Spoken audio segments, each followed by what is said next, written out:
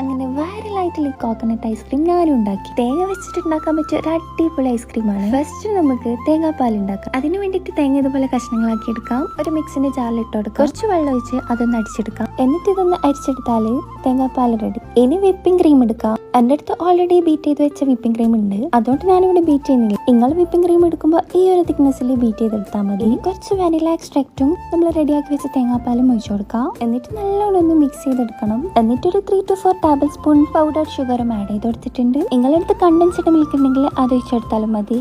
നല്ലോണം ഒന്ന് മിക്സ് ചെയ്തെടുക്കണം.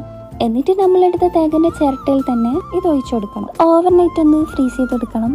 എന്നിട്ടൊന്ന് കഴിച്ചോക്ക്, അടിപൊളി ടേസ്റ്റ് ആണ്.